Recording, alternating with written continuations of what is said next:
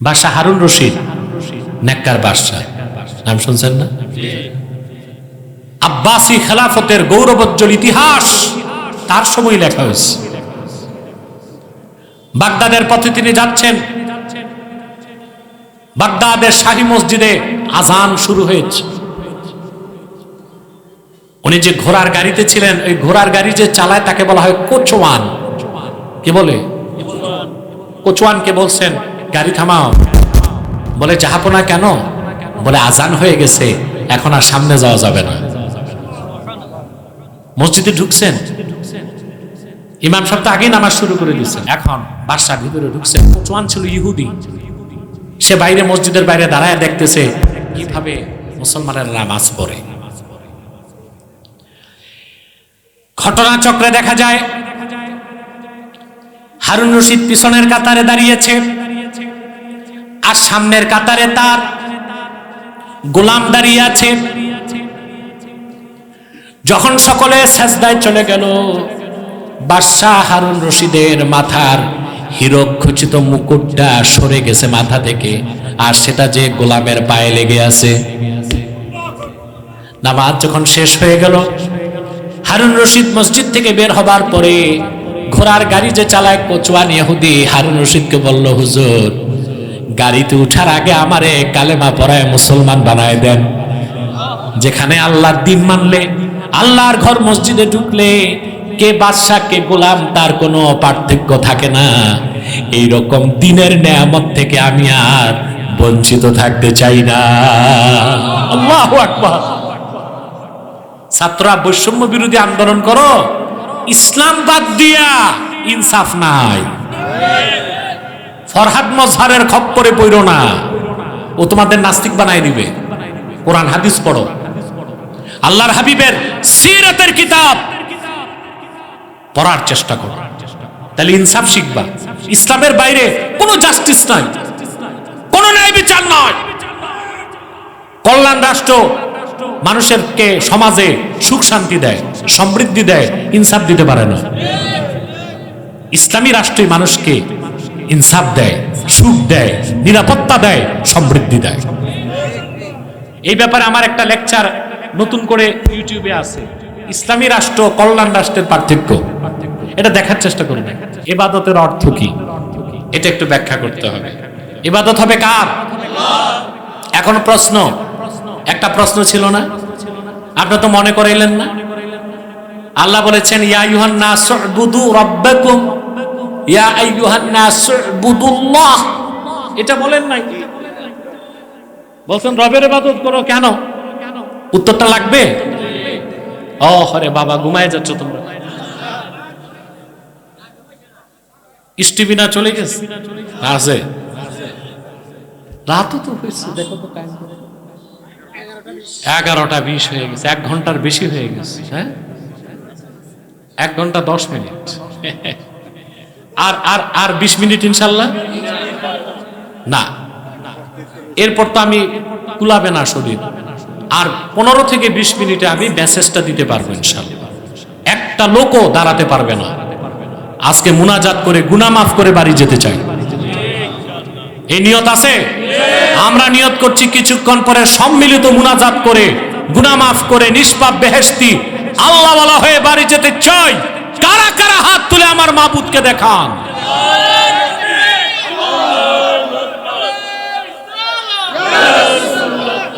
আল্লাহ কবুল করুক, আল্লাহ মঞ্জুর করুক, বলুন আল্লাহুম্মা আমিন। সম্মানিত সুধী, এখন প্রশ্ন হলো, আল্লাহ তাআলা এই কথা কেন বললেন তোমরা তোমাদের রবের ইবাদত করো? তোমরা আল্লাহর ইবাদত করো, এটা তো বলতে পারতেন। প্রশ্ন আসে না? আল্লাহ, আল্লাহর জাতি নাম। আমার আল্লাহ যত বড়, সুবহানাল্লাহ, ওনার এই নামটাও তত বড়। এই নাম থেকে বান্দা আল্লাহর পরিচয় লাভ করতে পারবে না, সম্ভবই না। এই জন্য দেখেন সূরা ফাতিহায় আল্লাহ বললেন আলহামদুলিল্লাহি রাব্বিল আলামিন। সকল প্রশংসা আল্লাহর জন্যে, কোন আল্লাহর জন্য তিনি পরিচয় শুরু করলেন? রব্বিল আলামিন, যিনি সৃষ্টি জগতের রব। আর রহমানির রহিম, যিনি রহমান যিনি রহিম। মালিক ইয়াউমিদ্দিন, বিচার দিনের মালিক। তাহলে লক্ষ্য করে দেখেন আল্লাহ রব্বুল আলামিন কোরআন কারীমে ওনার প্রথম পরিচয় কি দিলেন? রব। আলহামদুলিল্লাহ রব্বিল আলামিন। আল্লাহর আখিরি নবী মুহাম্মদ সাল্লাল্লাহু আলাইহি সাল্লামের উপর অবতীর্ণ কোরআনের প্রথম ওহীতে আল্লাহ বলেন ইকরা বিসমি রাব্বিক। প্রথম ওহী তো আল্লাহ বলেন নাই ইকরা বিসমিল্লাহ। তার হাবিবের কাছে প্রথম ওহী আসলো গারে হেরাতে। আল্লাহ বললেন ইকরা বিসমি রাব্বিক। মুহাম্মদ সাল্লাল্লাহু আলাইহি সাল্লাম পড়ুন আপনার রবের নামে। কোরআনের শুরুতে তিনি আপন পরিচয় দিলেন, তিনি রব।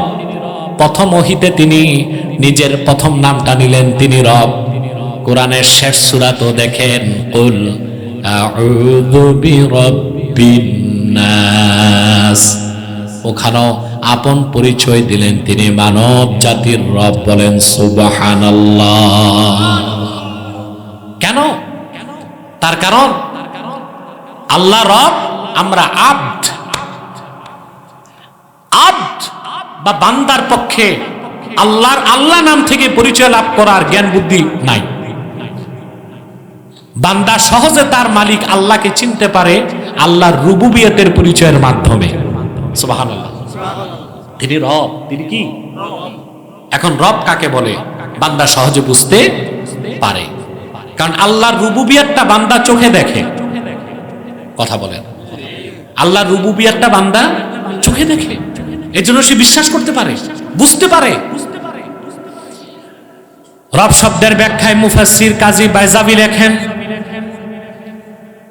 আর রাব্বু বিমা'না তারবিয়া হিয়া তাবলীগুশ শাইই ইলা কামালিহি শাইআন ফাশাইআ। রব শব্দটা এসেছে তারবিয়াত অর্থ থেকে। আর তারবিয়াত কাকে বলে? মনোযোগ দিয়া শোনো মুসলমান। অস্তিত্বহীনকে আপন ক্ষমতায় অস্তিত্ব দান করার পরে হঠাৎ সৃষ্টি না করে ধাপে ধাপে ক্রমে ক্রমে সৃষ্টিকে তার পূর্ণতায় পৌঁছে দেওয়া, এই কাজটাকে আরবিতে বলা হয় তারবিয়াত। এই কাজ যিনি করেন তাকে বলা হয় রব, আমার আল্লাহ রব্বুল আলামিন। সুবহানাল্লাহ। এটা বান্দা চোখে দেখে, বান্দা চোখে দেখে। আরে ভাই, এখানে যার বয়স 50, 51 বছর আগে সে কই ছিল? এটা বুঝতে বিশ্ববিদ্যালয়ে যেতে হবে, দর্শন আর বিজ্ঞানের বই পড়তে হবে? কথা বলে না। আপনার বয়স 40, 41 বছর আগে আপনি চিন্তা করেন, আপনি তো কিছুই ছিলেন না। নাম ছিল চৌধুরী পাটোয়ারি ভুইয়া, কিছু ছিল না। আপনার কোনো নাম ছিল না। মায়ের পেটে যখন আসেন নাই কিছুই তো ছিলেন না। আল্লাহ রাব্বুল আলামিন বলেন হাল আতা আলাল ইনসানি হিনুম মিনাদ দাহরি লাম ইয়াকুন শাইআম মাযকুরা। মানুষের জীবনে কি এমন একটা মুহূর্ত আসে নাই যখন মানুষটা উল্লেখযোগ্য কিছুই ছিল না, তার নাম ছিল না, বংশ ছিল না, কিচ্ছু ছিল না? সুবহানাল্লাহ বলবেন না? ইন্না খালাকনাল ইনসানা মিন নুতফাতিন আমশাজ নাবতালিহি ফাজআলনাহু সামিআম বাসীরা। ইন্না হাদাইনাহুস সাবিলা ইম্মা শাকিরাও ওয়া ইম্মা কাফুরা। আল্লাহ বলেন এই মানুষের কোনো অস্তিত্ব ছিল না, আকার ছিল না, নাম ছিল না, বংশ ছিল না। আল্লাহ বলেন আমি মানুষকে সৃষ্টি করেছি তার পিতার আর তার মায়ের বীর্যের বিশ্রম থেকে। আপনাকে আল্লাহ তৈরি করছেন। সুবহানাল্লাহ। তারপরে বলেন নাবতালিহি ফাজআলনাহু সামিআন বাসীরা, মানুষকে সৃষ্টির পর আমি তার পরীক্ষা নেই, তাকে আমি চোখ দিয়েছি, কান দিয়েছি, চক্ষুষ্মান করেছি, শ্রবণ শক্তি সম্পন্ন করেছি। ইন্না হাদাইনাহুস সাবিল, এরপর আমি সত্যের পথ এটাও দেখায় দেই। ইম্মা শাকিরা ওয়া ইম্মা কাফুরা, কোন বান্দা যদি কিসমত ভালো থাকে হয় কৃতজ্ঞ বান্দা হয়, হেদায়েতকে গ্রহণ করে, আর যার কিসমত ভালো না সে অকৃতজ্ঞ কাফুর হয়, চরম অকৃতজ্ঞ। আপনার কোনো অস্তিত্ব ছিল না, কোনো আকার আকৃতি ছিল না। প্রথম আপনার অস্তিত্ব এক ফোঁটা বীর্যের আকারে আপনার মায়ের রেহেমে গেল। সুবহানাল্লাহ কইবেন? এই তো কথা বলেন। তারপর আপনি একদিনে হয়ে গেছেন মায়ের পেটে? কদিন লাগছে? ধাপে ধাপে, ক্রমে ক্রমে, আস্তে আস্তে। এটাই রবের কাজ। আল্লাহ রাব্বুল আলামিন বলেন ওয়ালাকাদ খালাকনাল ইনসানা মিন সুলালাতিন মিন তিন সুম্মা জাআলনাহু নুতফাতান ফি قرار مكين।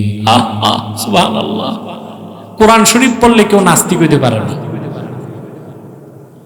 কোরআন শরীফ বুঝলে কেউ কাফের হইতে পারে না, কোরআন শরীফ আমল করলে কেউ ফাসেক হইতে পারে না, ও আল্লাহর ওলি হয়ে যাবে।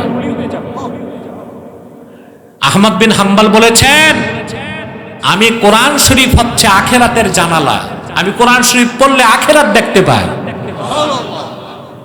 ওই রকম বুঝে পড়তে হবে। সুবহানাল্লাহ। আল্লাহ পাক বলেন, যে মানুষটার কোনো অস্তিত্ব ছিল না, এক ফোঁটা বীর্যের আকারে আমি তারে তার মায়ের অন্ধকার রেহেম নামের কারখানায় রেখে দিলাম। আল্লাহ বলেন সুম্মা খালাকনান নুতফাতা আলাকা, অতঃপর এটাকে, এখানে খালাকনা অর্থ সাইয়ারনা। সুবহানাল্লাহ। খালাকনা অর্থ কি হবে?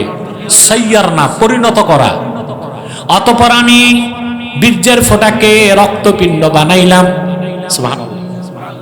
সুম্মা খালাকনাল আলাকাতা মুদগা, অতঃপর এটাকে আমি বীর্যের ফোঁটা থেকে মানুষটারে তৈরি করি, বীর্যের ফোঁটাকে আমি রক্তপিণ্ড বানাই, রক্তপিণ্ডকে গোশতপিণ্ড বানাই, তার ভিতরে হাড় হাড্ডি দেই। ফাকাসাউনাল ইযামা লাহমা, অতঃপর গোশতের পোশাক তারে পরাই দেই। ধাপে ধাপে, ক্রমে ক্রমে, চোখ কান নাক সবকিছু দিয়া কমপ্লিট অ্যাবর্শন, পরিপূর্ণ দেহ নিয়া ডেলিভারির মাধ্যমে মানুষটা দুনিয়ায় চলে আসে। কিছুই ছিলেন না, এক ফোঁটা পানি ছিলেন, বাবার বীর্যের অংশ, মায়ের বীর্যের অংশ। এই যে কিছুই না থেকে আপনাকে মানুষ হিসেবে সৃষ্টি কে করেছেন? একদিনে, এক সপ্তাহে, এক মাসে, কমসে কম 9 মাসে, 10 মাসে। এটাই রবের কাজ, যিনি অস্তিত্বহীনকে অস্তিত্ব দান করার পর ধীরে ধীরে, ধাপে ধাপে, ক্রমে ক্রমে সৃষ্টিকে পূর্ণতা দান করেন। এটাকে আরবিতে বলা হয় তারবিয়াত। এই কাজ যিনি করেন তাকে বলা হয় রাব। আল্লাহ হচ্ছেন রাব্বুল আলামিন। এই জন্য আল্লাহ রাব্বুল আলামিন ইবাদতের ক্ষেত্রে শুরুতেই নির্দেশে ইয়া আইয়ুহান নাস উবুদুল্লাহ বলেন নাই, বলেছেন ইয়া আইয়ুহান নাস উবুদু রাব্বাকুম।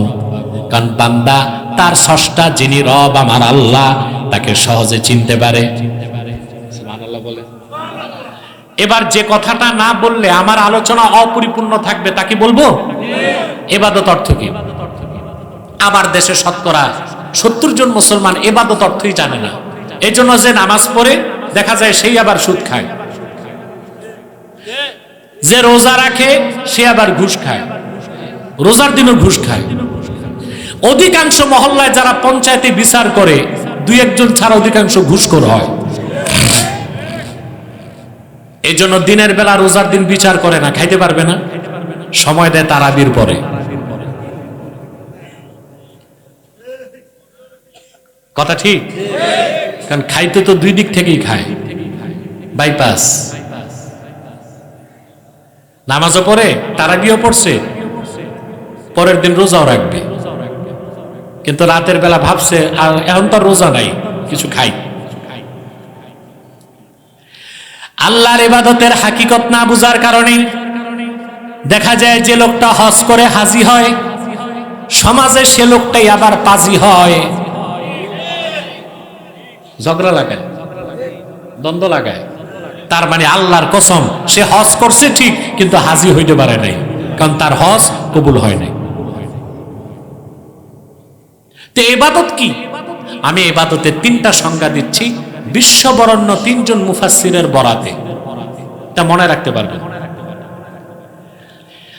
আল্লামা ইমাম বাগাবী রাহমাতুল্লাহি আলাইহি, ইমাম বাগাবী মাআলিমুত তানজিল কিতাবের মধ্যে ইবাদতের সংজ্ঞা দিতে যে লেখেন, আম্মাল ইবাদাতু ফাহিয়াল ইতাআতু মা'আজ জিল্লাতি ওয়াল খুদুই। ইবাদত অর্থ হচ্ছে ঈমান আনার পরে একনিষ্ঠ চিত্তে আল্লাহর হুকুমকে বিনা প্রশ্নে নিজেকে তুচ্ছ করার মাধ্যমে মেনে নেবার নাম হলো ইবাদত। সুবহানাল্লাহ। আল্লাহর ইবাদত হুকুম মেনে নিতে হবে নিজেকে তুচ্ছ মনে করে, বিনা প্রশ্নে আনুগত্যের সাথে গ্রহণ করতে হবে। এর নাম কি? সুবহানাল্লাহ। এই জন্য দেখেন না মসজিদে কে মন্ত্রী আর কে এমপি আর কে ঝাড়ুদার, এগুলো দেখার সুযোগ কোন সুযোগ নাই। এই জন্য মসজিদে ওই সভাপতি সেক্রেটারির জন্য রিজার্ভ জায়গাও রাখা যাবে না। এগুলো আমাদের দেশে হয়, দেখা যায় প্রথম কাতারে সভাপতি যায় নামাজ, তারপর সেক্রেটারি যায় নামাজ, ইমাম সাহেবের পিছনে থাকবে মুয়াজ্জিন, যেন ইমাম সাহেবের সমস্যা হইলে নামাজটা আর জারি দিচ্ছেন সভাপতি।